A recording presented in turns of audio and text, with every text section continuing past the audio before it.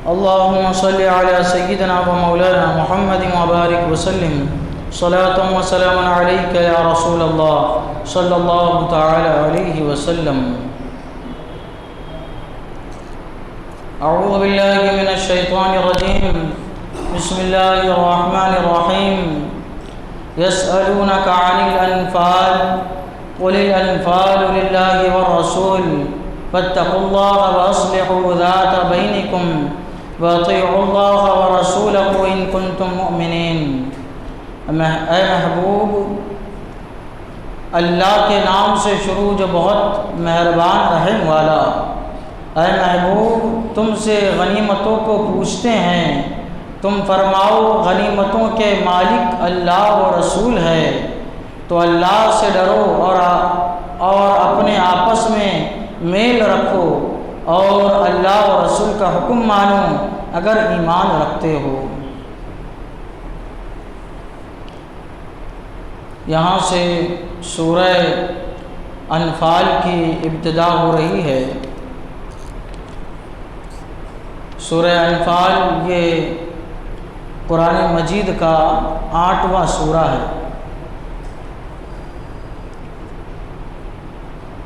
اس سے پہلے یہ بیان ہوا تھا کہ سورتوں کا جو نام رکھا جاتا ہے تو سورتوں میں جو مضمون رہتا ہے اس کی مناسبت سے ہی سورت کا نام رکھ دیا جاتا ہے، یا اس میں کوئی خاص ایسا لفظ آتا ہے تو اس خاص لفظ کو اٹھا کر ہی سورت کا نام رکھ دیا جاتا ہے. خاص چیز کا ذکر آیا تو اس ذکر کو اٹھا کے ہی قرآن شریف کا نام رکھ دیا جاتا ہے. یہ 8واں سورہ ہے. اس سے پہلے 7 سورے گزرے، کل 114 صورتیں قرآن شریف کی ہے. یہ جو صورتوں کی ترتیب ہے کہ پہلے سورہ فاتحہ ہے، بعد میں سورہ بقرہ ہے، اس کے بعد سورہ آل عمران ہے، سورہ نساء وغیرہ. 114 صورتوں کی جو ترتیب ہے، یہ ترتیب خود حضور صلی اللہ تعالی علیہ وسلم نے مرتب فرمائی. حضرت عثمان غنی رضی اللہ تعالیٰ عنہ جامع قرآن آپ کو کہا جاتا ہے، قرآن کو جمع فرمانے والے.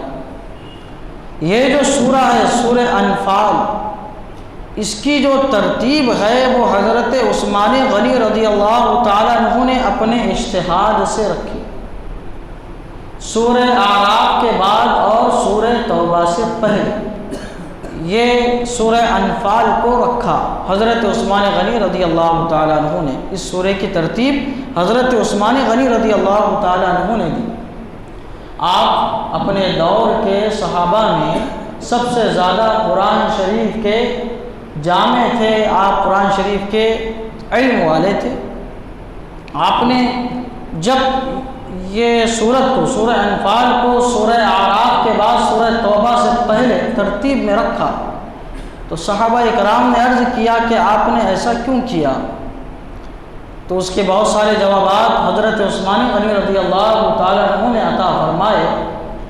خلاصہ یہ ہے کہ آپ نے فرمایا کہ سورہ انفال کے بارے میں مجھے شک ہوا کہ یہ سورہ انفال کا جو سورہ ہے یہ علیحدہ سورہ ہے، یعنی الگ سے سورہ ہے، یہ سورہ توبہ کا جز ہے، سورہ توبہ کا جز ہے.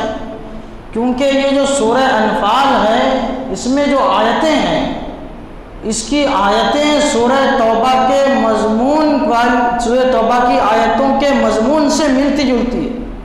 دونوں کا مضمون ایک ہے، اور حضور صلی اللہ تعالی علیہ وسلم نے اس کو اس طریقے سے ترتیب نہیں دیا سورہ انفال کو. تو مجھے اس کے بارے میں شک ہوا کہ یہ علیحدہ سورہ ہے کہ نہیں ہے. تو میں نے دونوں رعایتیں کی. میں نے اس کی یہ بھی رعایت کی کہ اس کو الگ سورہ بنایا، اور اس طریقے سے بھی رعایت کی کہ اس کو سورہ توبہ سے میں نے متصل کر دیا، الگ نہیں رکھا. وہ کیسے؟ حضرت فرمانے لگے کہ دیکھو میں نے سورہ انفال کو علیحدہ سے ذکر کیا، یعنی اس کی شروعات ایک نئے سورے سے شروع کی، لیکن جب سورہ انفال ختم ہوا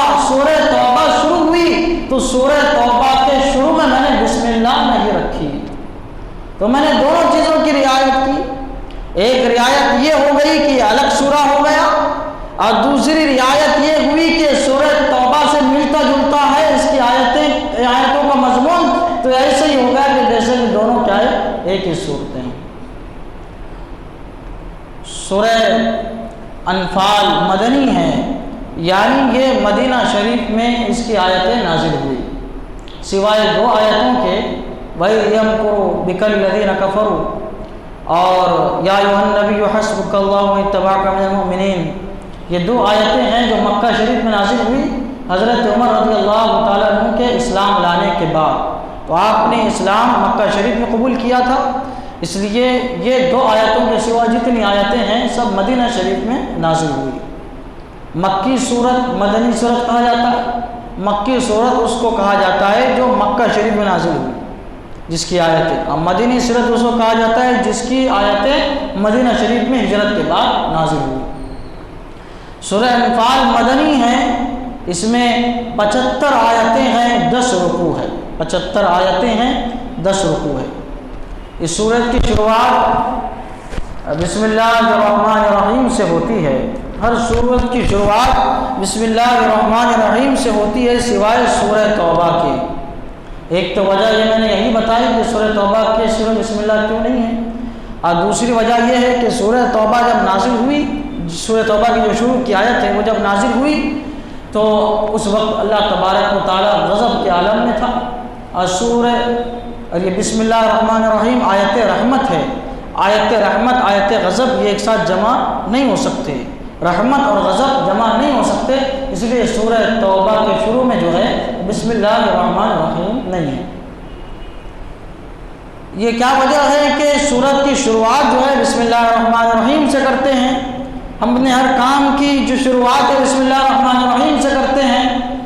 وجہ اس کی بڑی یہ ہے کہ جو کفار و مشرکین تھے وہ اپنے کام جو کیا کرتے تھے اپنے بتوں کا نام لے کے کیا کرتے تھے.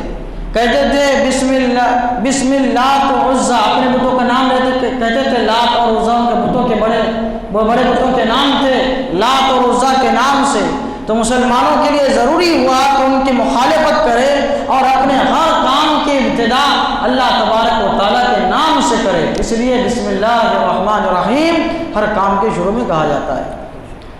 اور کیا وجہ ہے کہ جب کوئی نیک کام اچھا کام ہم کرتے ہیں اس کی ابتدا اچھی ہوتی ہے تو انتہا بھی اچھی ہوتی ہے، خیریت کے ساتھ ہوتی ہے، عافیت کے ساتھ ہوتی ہے. تو اللہ تبارک و تعالیٰ سے بڑھ کر، اللہ کے نام سے بڑھ کر کس چیز میں خیر ہو سکتی ہے؟ اس لیے ہم اپنے ہر کام کی ابتدا اللہ تبارک و تعالیٰ کے نام سے کرتے ہیں کہ جب ہمارے کام کی ابتدا اللہ تبارک و تعالیٰ کے نام سے ہوگی تو ابتدا خیر کے ساتھ ہوگی، تو انتہا بھی اللہ کے نام کی برکت سے خیر کے ساتھ ہو جائے گی. اللہ تبارک و تعالیٰ نے بسم اللہ الرحمن الرحیم جو ہے بسم اللہ میں با آیا ہے. بسم اللہ کی جو ابتدا با سے ہوئی ہے، بسم اللہ کی ابتدا با سے کیوں ہوئی؟ اس لیے ہوئی کہ با کا جو لفظ ہے، جب اللہ تعالیٰ نے میثاق جب لیا تھا سارے روحوں سے حضرت آدم علیہ السلام کی پیدائش کے بعد، فرمایا تھا بتاؤ کیا میں تمہارا رب نہیں ہوں؟ تو انسانوں کے منہ سے جو پہلا حرف نکلا تھا وہ با کا تھا. اللہ تعالیٰ نے فرمایا تھا بتاؤ کیا میں تمہارا رب نہیں؟ الستُ بربکم، تو سارے روحوں نے کہا تھا بلا، کیوں نہیں، یعنی کیوں نہیں، تو ہی ہمارا رب ہے. تو سارے انسانوں نے کی پہلی جو بولی تھی وہ با سے شروع ہوئی تھی، اس لیے بسم اللہ الرحمن الرحیم جو شروع ہوتا ہے وہ با سے شروع ہوتا ہے. یہ بھی وجہ ہے کہ اللہ تعالیٰ کے بہت سارے نام با سے شروع ہوتے ہیں. بار، باری یہ اللہ تعالیٰ کے نام ہے. تو جب انسان مسلمان بسم اللہ الرحمن الرحیم کہتا ہے اور با ادا کرتا ہے تو سارے ناموں کی برکت جو ہے اس کو حاصل ہو جایا کرتی ہے جو با سے شروع ہوتے ہیں. بسم اللہ الرحمن الرحیم کے بہت فوائد ہے کہ جب کوئی شخص بسم اللہ الرحمن الرحیم کہہ کے اپنا کام شروع کرتا ہے تو اس کی برکت سے اس کا کام پایہ تکمیل تک جو ہے وہ پہنچتا ہے.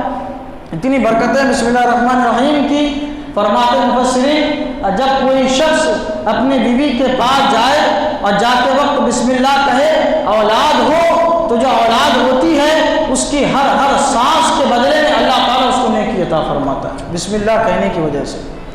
جب کوئی انسان بسم اللہ کہہ کے سواری پہ سوار ہوتا ہے، بسم اللہ کہتا ہے، الحمدللہ کہتا ہے، تو جانور جتنے قدم چلتا ہے ہر قدم کے بدلے اس کو نیکی ملتی ہے، نیکی ملتی ہے اس کو۔ یہ بسم اللہ الرحمن الرحیم کے کیا ہے یہ فوائد ہے۔ اسی طریقے سے اگر کوئی سواری پہ سوار ہو رہا ہے بسم اللہ الرحمن الرحیم کہہ کے، تو جب تک وہ کشتی میں سوار ہے، سواری پہ سوار ہے، تو اللہ تبارک و تعالیٰ بسم اللہ پڑھنے کی برکت سے اس کے نامہ اعمال میں نیکیاں لکھتا چلا جاتا ہے۔ جب کوئی شخص بیمار ہو، بیمار ہونے سے، بیماری کے وقت دوا لینے سے پہلے بسم اللہ پڑھے تو بسم اللہ کا فائدہ یہ ہوتا ہے، اگر دوا میں شفا نہیں بھی ہوتی ہے تو اللہ تعالیٰ بسم اللہ کی برکت سے دوا میں شفا ڈال دیتا ہے، اس کی وجہ سے اس کو شفا ہو جاتی ہے، بسم اللہ پڑھنے کی وجہ سے اس کو شفا ہو جاتی ہے۔ اللہ تعالیٰ فرماتا ہے، یہ آیت، یہ سورت کی جو ابتدا ہوئی سورہ انفال کی، یہ تو بسم اللہ الرحمن الرحیم سے ہوتی ہے۔ اللہ تعالیٰ فرماتا ہے یسألونک عن الانفال، اے محبوب تم سے غنیمتوں کو پوچھتے ہیں، قل الانفال للہ والرسول، تم فرماؤ غنیمتوں کے مالک اللہ و رسول ہے، فاتقوا اللہ واصلحوا ذات بینکم، تو اللہ سے ڈرو اور اپنے آپس میں میل رکھو، واطیعوا اللہ ورسولہ، اور اللہ و رسول کا حکم مانو، ان کنتم مومنین، اگر ایمان رکھتے ہو۔ یہ پہلی آیت ہے سورہ انفال کی، انشاءاللہ اس کی تفسیر کل کے درس میں بیان ہوگی۔ اللہ تعالیٰ کی بارگاہ میں دعا ہے قرآن شریف سیکھنے سمجھنے اور اس کے مطابق ہم سب کو اپنی زندگی گزارنے کی توفیق عطا فرمائے۔ اشہد ان لا الہ الا اللہ واشہد ان محمدا عبدہ ورسولہ، وصلی اللہ تعالی علی سیدنا محمد وعلی آلہ وصحبہ برحمتک یا ارحم الراحمین۔